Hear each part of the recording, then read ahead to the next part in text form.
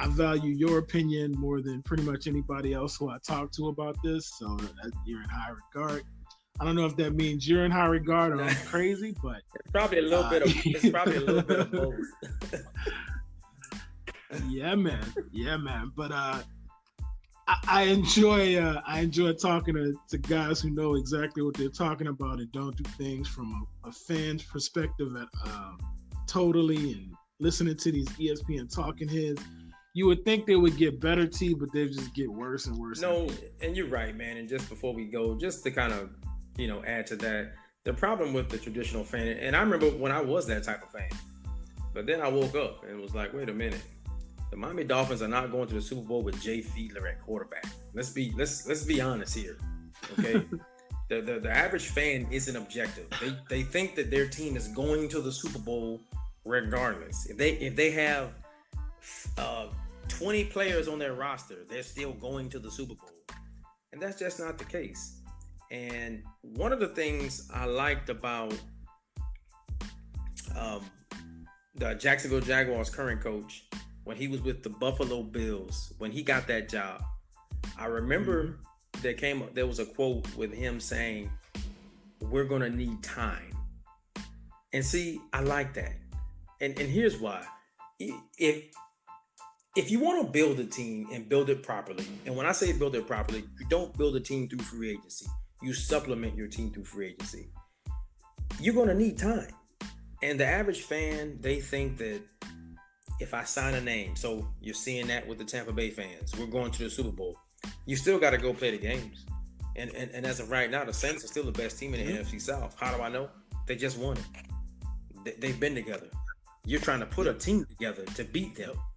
Good luck. Especially in the Corona world. I'm serious. Sean just came out today and said, you guys take care of your families. We're not going to have these virtual off-season workouts. We're going to, be in the best shape of your life in July. He can only do that because we have a foundation laid. Like it's the only reason he can do. Like Dallas can't do that. No, they can't. They have a quarterback that's not participating in any off-season workouts, and he's in a contract struggle, and you got a new system, new coach, and new everything. Bro, that's another show, bro. I would love to go in and tell you why I think Dak Prescott won't be a Cowboy too much longer, and why I think he's making a big mistake by not taking the deal that was offered on the table. I think both. I agree. Both parties. I think. Yeah.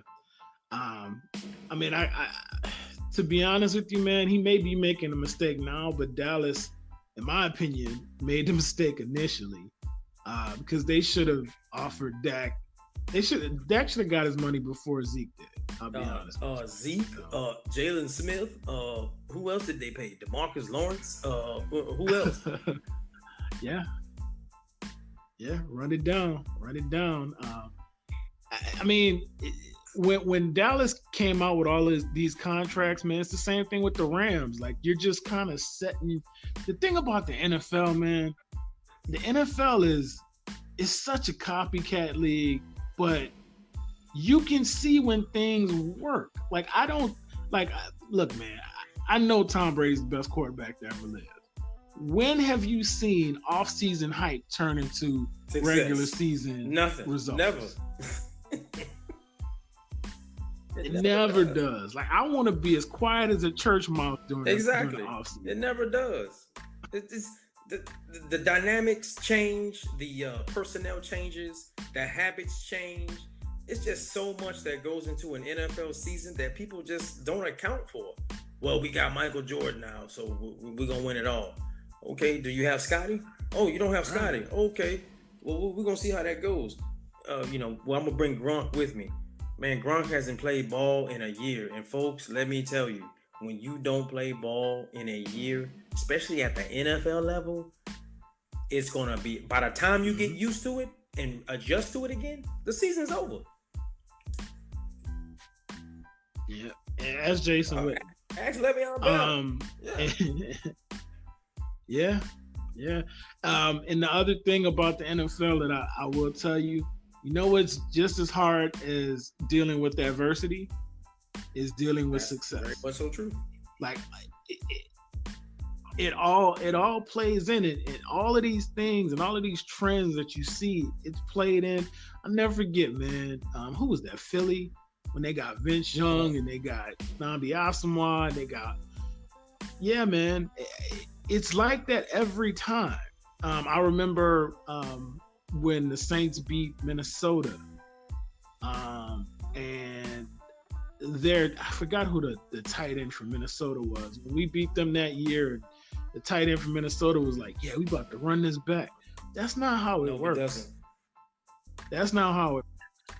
And excuse me. And Sean knows that, man. That's why when we lost with that missed tackle in Minnesota, you don't go into it saying, "Man, if we had one play," no, no, no. You start from point one and you go from there. That's why with the messed up call with against the Rams, no man, you're not gonna let's run it back. No, it's not like that. You have to lay a foundation. Your team is different, your personnel is different, and to be successful, you could ask Belichick this. You have to lay a foundation every year, and it's not let's get back to that point. It's let's start from day one and That's get better. It's That's always an gonna be. excellent point, man. I remember telling Jacksonville Jaguars fans that when they figured and assumed that they would be back in the AFC Championship, and I explained to them, I said, "Listen, you guys were right there. This is the NFL. No two seasons are alike. Yep. Teams get better, team players get Yep. injured, and play and things just change. And film is out, and teams are better prepared for you.